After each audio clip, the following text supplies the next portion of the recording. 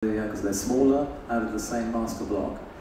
So you know that the finishes you're going to get are going to vary with 3 types, but do you leave that decision completely to random, or do you control it some way? Well, we had to control it because if you don't, you accidentally get symbols appearing on the facade that you don't necessarily want to from the trabeated structure. So it's controlled, but it does look slightly random.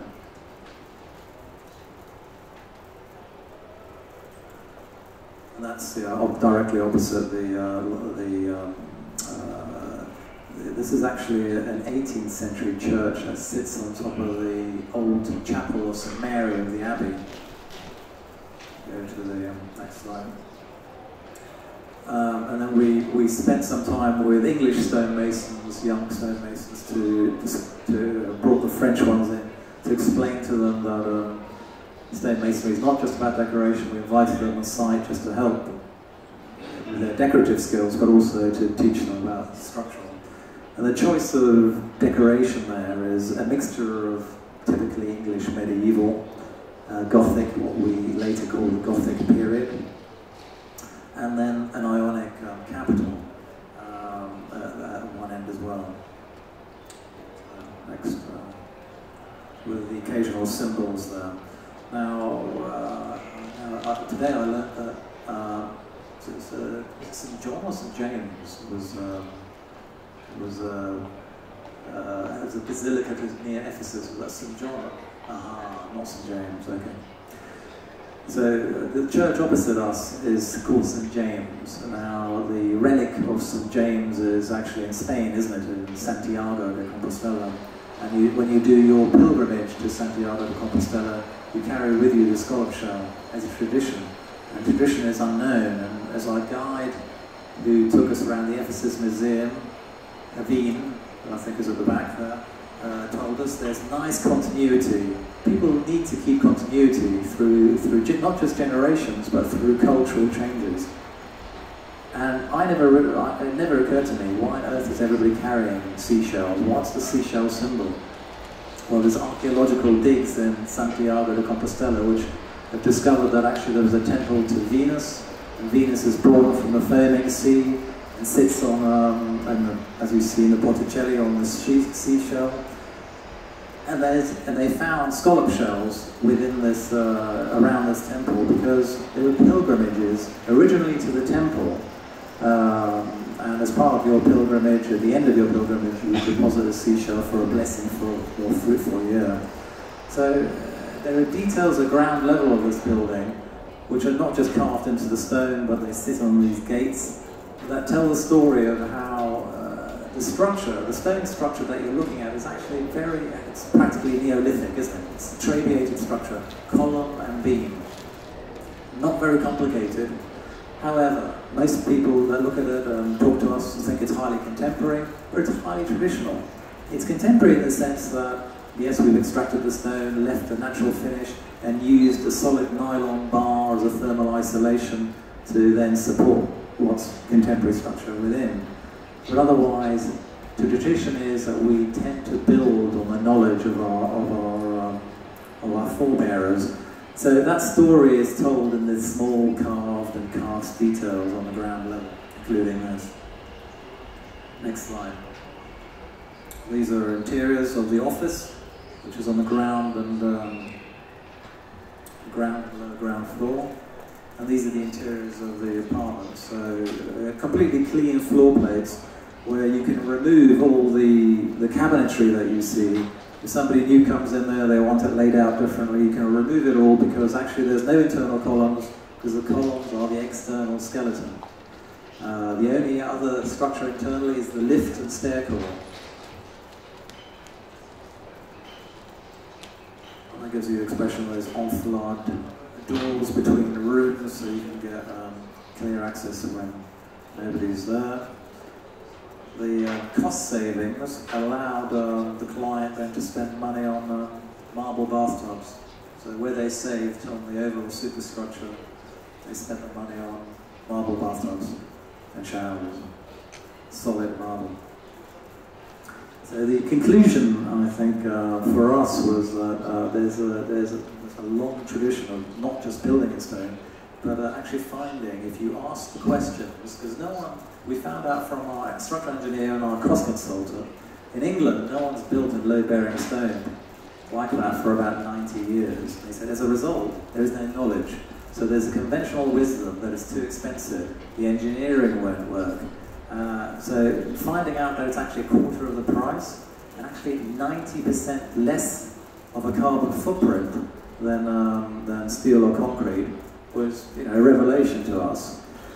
What was the other revelation was there's a tradition in stone called stereotomy, as I was describing earlier, which if you train, and that's unfortunately the separation is that as architects now, we are not stonemasons, we're not Masonic, we're entirely separated from the stonemasons. While the stonemasons still have that knowledge, as architects we used to have that knowledge. We understood that if you wanted to put a door like that in that corner with an arch, there's a way of cutting the stone to allow the stone to be the superstructure as well as the finish.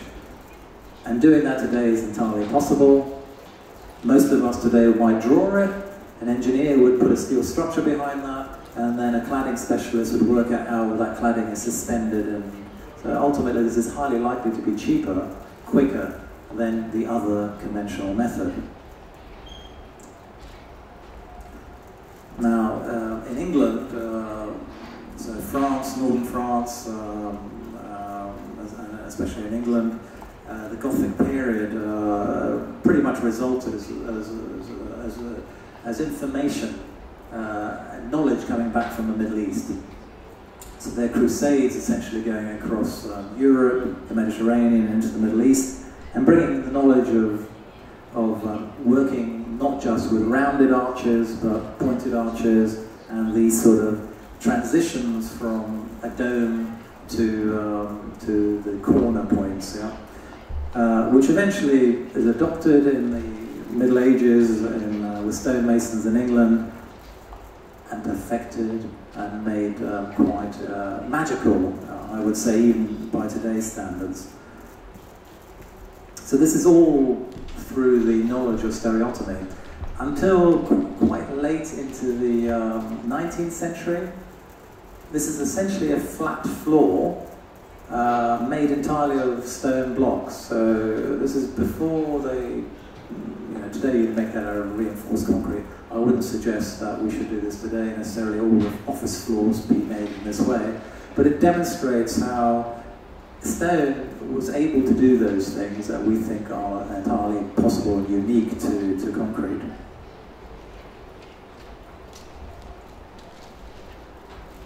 And even today, I think one of our colleagues here is working with special software and CAD models, and sometimes when we teach, we think we've invented all sorts of new parametric ideas.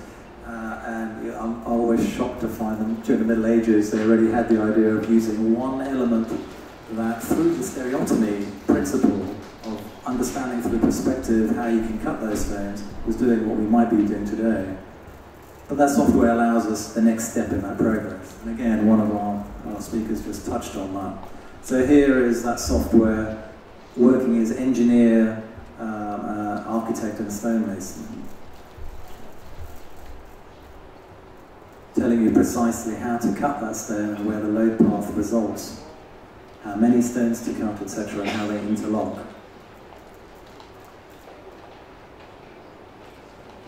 Some built examples here. If you look carefully, it's actually just one piece of stone resting against another to form that dome.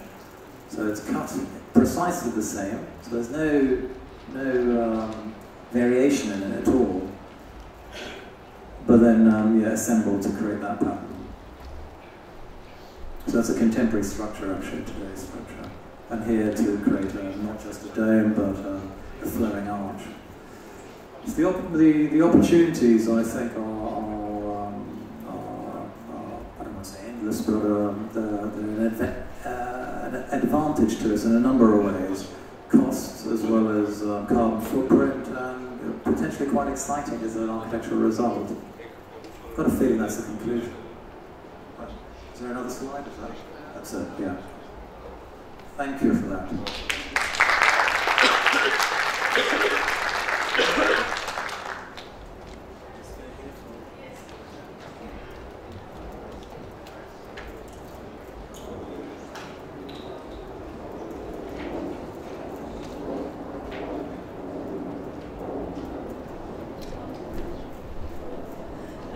First of all, we would like to thank you for your presentation, and we would like you present you with this certificate. Thank you very much. Officially, you have. Sure, thank you.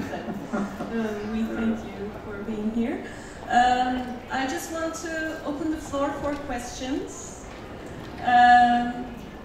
Does anybody has any questions for our guest? Well, yes, please. Constance. Well, thank you for the amazing presentation. First up, should be heard. Thank you, Amin, for the amazing presentation and the very kind of interesting way that you showed how stone can be used in contemporary architecture, getting rid of all this common practice of cladding, actually. There is clear and amazing contrast between the interior spaces of 15 Clerkenwell Close and the exterior. I mean, a polished interior, sheer surfaces, even the stone parts are polished, very clear cuts. The detailing is of amazingly high standards, and an exterior which is kind of more brute, should I say, in appearance. Not, of course, not left to chance or wrong design, but there is a sort of this impression of a random part of design which is left to the natural state of stone, which of course bears in mind other examples that were shown in the introduction, for instance, Ensemble Studio in Spain, etc. And I was wondering, I mean, despite your very thorough analysis, you know, the historical account that you gave us, do you have a preference for the primitive? And I mean that not as a derogatory term, but in the way that Ernst Gombrich argued about the preference for the primitive as a way to argue about modern architecture, trying to forget for a second all the historical tradition and go back to some primitive references where he found some values in it. It tends to be, I think each project will have its own ideas, a number of ideas. Ultimately, the DNA, the principal DNA in all our projects is this idea that whatever materials we choose should have a number of purposes. So there's some domestic projects where the most inexpensive way of building is actually to have the superstructure hidden by insulation. So the thermal envelope is on the outside. So in those projects, for instance, they might be timber structure. But if the timber can be allowed in that brutal way to be revealed on the inside, then we do. So their apartment buildings, what they call affordable housing, are just pure timber walls and ceilings and floors exposed because it is the superstructure of the building. Cladding those on the inside, again, traditionally we would, in the UK, we would call it cladding, but actually it's called plasterboarding. So we then put layers of battens with 2 layers of plasterboard, plaster, and paint. We realised that our client wanted to remove costs, and we said, well, why not remove that? That's again 20% of the overall construction cost. And what's wrong with looking at timber? Timber has a life. It's much more, apart from being sustainable, in the long term, much more sustainable in the sense that if you knock it, or you knock your suitcase, or you fall against it, the scratches you put on there, you don't have to fill in with plasterboard, sand, and repaint. They become part of the patina of the life of the timber in that domestic space. So depending on the project, the answer is yes. Sometimes, because of the DNA of that project, yes, we want those materials expressed. And the simpler, less, if you like, sophisticated in its processing of making it on site, so let's say in situ concrete, we've done plenty of in situ concrete private houses where clients want absolute purity in the concrete. And you show them a piece of marble and say, look, I could give you this instead, with all its internal grains, but they want concrete, but they somehow imagine concrete is almost like a paint. You know, it has to come out perfectly as well. And you explain to them that concrete also has a life, depending how you cast it, but they still want perfection. So we've managed to persuade slowly that even concrete doesn't have to be perfect. There's a brute in that, obviously, as well, without hammering it, you know, chiseling, etc.